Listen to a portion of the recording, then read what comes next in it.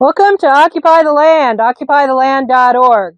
So today, Ernie and I have been having our own separate projects, but for me, I've been working on my garden. I went and got some more rabbit compost to put in the garden, and it's supposed to be really good. It's a cold compost type of thing. It doesn't need to sit forever. It's very, like, by the time I get it, it's very light, very easy to use, but it does draw the flies. So we have a lot of flies buzzing around. But I have just another couple of layers to put on the top there, water it down, then I've got a bunch of my garden plants to put in. Hopefully I can do that this evening. The compost, it's already composted, and it's rabbit pellets, and you did a story you put on Freedom's Phoenix today that it's like the bestest ever stuff in the whole planet. So that's good, and we have more than enough of it available. But this is really a test. We're going to go ahead and see how this goes. Is this a good time for planting now in Arizona? Well, yeah, I would think. I mean, pretty much any time except the summertime is good. I mean, there's certain things that don't mind the heat so much as long as you can keep them vented and a little bit cool, give them a lot of water. But yeah, I think now's a good time anyway. I mean, maybe in the deep, like in January is probably the hardest time, but we can always cover this with a shade cloth or some type of covering. But for the most part, it's very nice outside. It's in the 70s or 80s during the day and then the 50s at night. And so it's really good. It's good growing weather. You know, we had what do they call it? Called the aqua dome. It was an aquaponics setup that we had two 16-foot domes that were connected together. And we had triangle shaded areas that we could move around and we experimented with. And the shade cloth that we've used has really been the best, you know, that worked out the best. And we have those, you know, triangles we have for a bunch of them, you know, for doing different shading projects around. But now that it's not summer, we're not so worried about the shade. We like the sun. You know, it's nice when it's cool out and have the sun. But now, God, it's almost 90. Yeah, I think it was like 89, 90 today, which, you know, I mean, for us, that's nothing. It's a little warm, Nothing. but yeah, no, it's the plants will like it. I mean, the biggest thing is not, I don't think it's, I mean, the temperature obviously is important, but they really need that change of temperature, the daytime warmth and the nighttime coolness to be able to stimulate their growth. So they need both. Well, we're doing a lot of things. I got a day or two with shows and work on the site and all that kind of stuff. It'd be like another couple of days before I can finish on the organization of the workshop in the shipping container. And I got all the final stuff. I ordered one more thing. I need a jaw horse, and it's a really good holder. Like Donna, you know, doesn't like holding screwdrivers and the flashlight wanders and whatever. So I got a jaw horse. You can get the jaw horse. Yeah, the jaw horse. So, and I have some attachments for that. We lost a lot of equipment in a fire we had back in May. And positive waves, you know, it wasn't, you know, a major thing, but a lot of the little stuff that to finish out the workshop so we could do a lot of the fine tuning and of different things that we're doing on the dome build. And especially when you're making the window frames and door frames and fashioning the struts for integrating the dome on to the pony wall, the hyper-adobe walls, and putting them in with the window frames and the door frames. You got to get just the right length. And so, I mean, it's a thing. And so it's important. I've been saying since we started this project, it's all about the workshop. Well, we lost the first workshop to a charge controller that was overtaxed. And we had a new one. We knew we were going to need to replace it. It was Mother's Day. And we came back from a really nice day. And we were just not in the mood to, you know, we took it in stride, whatever, you know, we get new stuff.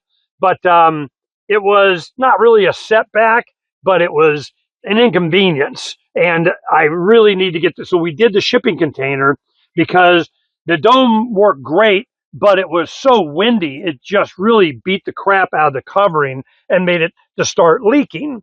So we needed it to be watertight and against the wind. So we just said, screw it. We went ahead and did a shipping container. They work out so well. I think I'm going to get another one and we'll put a covering over it. Now, in the video, I did some drone footage to show you guys where things are in relation to each other, where the laydown area we have back here by the storage and the shipping container for the workshop, where Donna's garden is in relation to the building pad that we're doing, the sand pond that we're digging out and using that soil for raising the pad for the main home, which has to be brought up at least a couple of feet. So, and then the work area for the first test home that we're doing and where our solar panels are and everything. But you'll see in the rectangle, that is the square or the rectangle of the outside roads that mark our property. And then some of the roads that are inside. And then you see the long diagonal, that's a runway. So we're going to be doing ultralights and so on out here, doing exploring in time, but we knew that we needed that. Plus, it's a great parking lot for we have parties and so on. There's so many cars, whenever we do that stuff. So you have a place to park and not get stuck because we spent so much time on putting sand and gravel on the desert here where the roads are, or it would just sink in the moon dust. You just go, and if it's wet, then it's mud, and if not, it's powder, and you get stuck all the time. But once we finally, it took months to do that, but now we can travel around here and not have to worry about that. So I don't have the winch and the tractor out pulling everybody out all the time. So it is now with the weather and so on, we can do a lot of things. But Donna wanted to get started on the growing. We need to start growing food. The news is just, damn, man, we got to get this food thing down.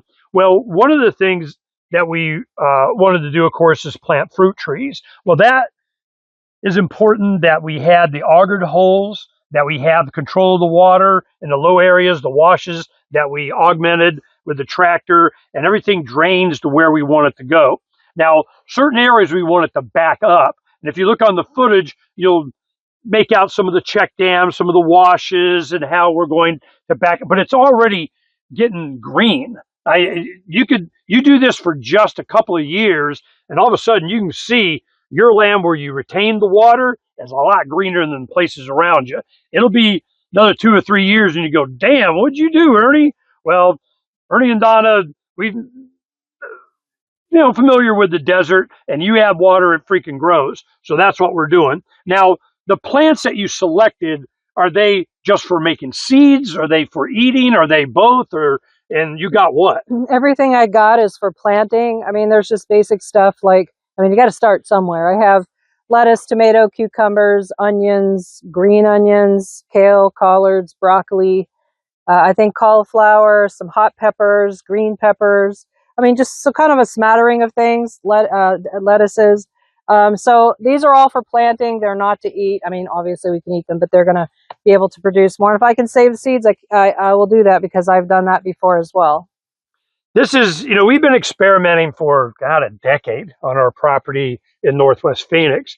And we had the aquadome, we had an aquaponics whole setup that I still have. We have, that's over at Bob's. Mm-hmm. We built for our daughter that was made from horse troughs and cow troughs for water that we put stuff in. And it really worked well. We enjoyed that. And the biggest benefit is because it used so much less water. The problem is it's a constant experiment. If something gets out of balance for even a couple of days, you can kill everything. Where the raised garden beds, I think it was the most productive. You didn't have to bend over. Weeds weren't as big a thing. It's so I'm comfortable with doing this. Is this one of your favorite methods? Well, I'll let you know. It's been a while. I don't know that I've ever done raised beds other than just the aquaponics. They were a type of raised bed. No, we had those 3 little raised beds. Remember that I did? Yeah, I guess so. I don't remember exactly. We've had so many gardens, and I gardened when I was a kid as well. But back then, we just put everything in the ground and fenced it in so the bunnies and stuff wouldn't get it. But so we'll see. I don't know what kind of animals we'll get out here. Or we'll just do the best we can to fence this in and make it a little bit of a challenge for the animals to get in. But we'll see. I expect some bunnies and things like that, but we'll see how destructive they can be. Well, this is where we're at now. It's just so many things to do, and it's hard to relate everything and do video. Video cuts into productive get it done time. So a lot of times we're doing it. We'll show you a little bit of the start and the material, then the end result. And when we start getting into more of the experimental building materials and methods, we'll start detailing that more. One of the things I'm looking forward to is we got a domain, dirty science, or dirty sciences or something like that. I got the reason is because we need to do a microscopic, literally, I got digital microscopes so that we can look at the soil and how we're using that to its maximum potential. Because the combination of clay, sand, gravel makes great adobe. That's one of the reasons why we picked this place. You just shovel it up, wet it, put it in the bed, boom, and you're done. Now, in the lower parts, up to about a foot above grade, we had like 4 or 5 levels of the hyper adobe bags that were structured adobe, which means we added Portland. Now, a lot of it didn't even have clay. We just had sand and gravel. And so that way it's really concrete. So we did that just out of, I don't know, extra caution, but I don't think we really need to do it as much as we did before, but we need to experiment. So we have some areas that have a much deeper footer, some that don't, some that have different materials. And I know it's going to come out great and awesome. And we'll spend the time and, make it cool. But we need to test a lot of different things before we get deep into the home build, because we don't want to over engineer it any more than we have to. But you want it to last for a century, for generations of our kids, grandkids, and great grandkids. So we got that in mind. And that's one reason why we had it suggested that we should do a soil analysis. Well, we've been growing in the Sonoran Desert, heck, since I was a preteen, and you add water and it's fine. But a lot of times it's good to have a baseline. You just want to know what you started with, and if you start having problems, you can use that analysis to add or subtract stuff. But mainly, it's just wood chips and manure. You do wood chips and manure, or hugel mounds, or with a lot of our biomass. That's all you need. That's all my experience has ever been. But if there's going to be all kinds of pollution, keep putting stuff in the water, the soil, the air, the food, the whatever, it's good to have a baseline in the future 20 years to see what's changed. So that's the only reason that we're probably going to do the soil analysis, and then the water that we're getting from the agriculture. Now, we're drinking it. I mean, I like it. Well, we're filtering it. We're filtering it. We have, that's one thing. We saw this filter. What's the company that makes that thing? It's called Cove Pure. Cove Pure? Cove Pure. It is tell them what it is. It's an RO system as well as a filtration system. It has several different layers of filtration and a UV, and then it also is the RO, so it can alkalize the water as well. So it takes out all the funny flavors and the sediment and stuff, and then it also adds back in some of the minerals before it's How finished. much was that thing? It wasn't free. It was not free. It was with the discount. I think it was normally like $650 or something. We bought it for $450. Well, we were spending a lot of time and effort on getting bottled water, having the 5-gallon thing. We'd go to the town and do that. Donna made sure we were only drinking clean drinking water. But I'm going, look, man, what that cost in fuel and hassle and everything, here's this thing I saw on the internet, doing searches on whatever. And I go, well, this is cool. This does everything. And you just put in 5 liters and comes out and makes great water, ice for coffee and everything. And it's pretty fast. So I'm going, all right. Well, it dispenses cold water, room temperature water, and hot water. So it's all, it's all 3 of them. Well, it does draw power, but with the solar, not that much. Well, we got plenty of power. That's one thing. Make sure you get power. That was one thing we knew. Power. We need to have power. So that is much less of a concern than I think people paying a bill. We'll pay a bill. But it takes up about 2 square feet. It's not small. It's about a foot wide and about 18 inches deep and probably about 20 inches tall. Inches, yeah. So it's not small, but it's manageable to where we have a place on the bus for it. So our drinking water is taken care of, and we don't have to go out anywhere. And we got quality water that we get, and it has a sensor on it how much particulate is in your water, and you're going to die if you didn't have it, and it maxes out and whatever. So we got that water taken care of.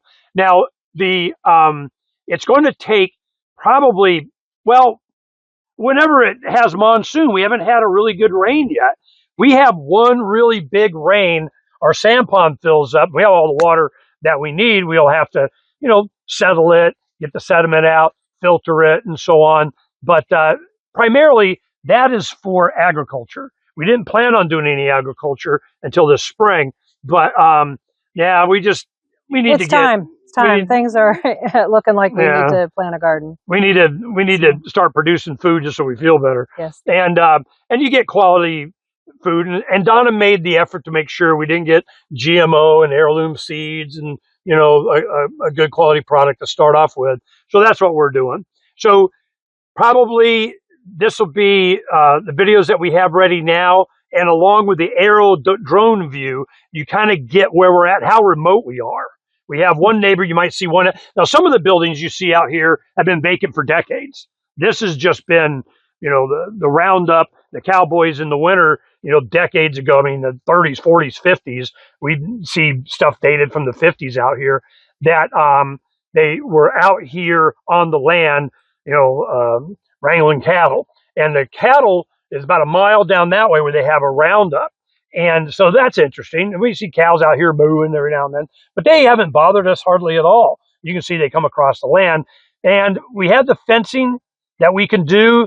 And one of the big motivations for that is probably getting a dog, and I really miss having a dog. It's just that when you need a fence, we need a fence. So we'll go ahead and get that done before spring while it's cool weather. That's fence time, not in the summer, 120-degree weather. But now we're going to be focusing on the build. And it's if we can just get one layer a week, 2 layers a week, that'll be fine. Just we did a layer just a few days ago, and we got a lot of the work where we put the electrical outlets in. But then we got to get, we start incorporating the window frames. Then we have the higher light switches. We get up to that height. And then we got to start thinking about putting the dome on. Probably this next layer we'll have to put the hurricane straps on because you need at least 3 layers or something of that underneath that, and that will hold whatever your roofing is. It will anchor it into. Now we're going to do a bond beam around the top and cement the bottom of the dome into that cement on top of the bags. But the hurricane straps are these straps you put, and you have at least 3 to 5 layers of those bags, and it goes over the bottom of the dome, and you cinch it down, and are hurricane straps. And that's it. Doesn't matter what the wind, it's not going anywhere. It's kind of like mule tape. It's really strong. Yeah, it's not going. It is mule tape. Yeah, it's not going anywhere. Mm-hmm. So there's a lot of these things that we've learned from other homesteaders doing different things. But usually the homestead, they use one method, and that's their method. Then the next one will do something else, and the next one will do something else. And I can see combining some of them and having a really high quality sealed, insulated structure, but not any one thing. So that's why we're experimenting on this one, and we'll incorporate a lot of stuff that we may not use in our home. But there's some architectural features that I wanted to make it look cool. It's inviting, it's functional. We have porches and shades and patios. We have a hot tub. We have a raised area where we're not having to worry about flood water, that we have the views of the sunsets. It's about ready to happen now. This is, it's fun. We're enjoying this. I mean, every morning we got to do work on the site. We don't really get out until 9, 10 o'clock at the earliest. Speak for yourself. I'm out early every day. Okay, well, she gets up and goes out first, 5, 6, then 7. comes back, does some work. Yeah. But once I get on the computer, I'm there for a few hours. Yeah, I know he's in there for a while. But then I work later. Donna's eating dinner, and I'm in the dark at night, doing a lot of stuff. But we overlap, and when we work together is when we are working on the dome mainly itself. Yes. And we've got it down to where we know what each other's jobs and limitations are, and we can get stuff done. So this is going to be our life for the next months, doing this. Things go so slow, and some things go quickly. You get different things done. Start checking off things off your list, and then the build starts going a lot faster. So we have to concentrate on getting back to the build at least once a week to make progress on that. But everything's progress. All of a sudden, it's parallel, and then it converges. Boom, you're done. So that's what we're working on. We're enjoying it. I feel healthier. We're having fun. I mean, still kind of chubby, but you know, it's getting loose. I've lost probably 30 pounds while we've been out here, and starting to buy smaller pants. But Donna's always been in good shape. So that's what we're doing. Just want to give you guys an update. Peace. Peace.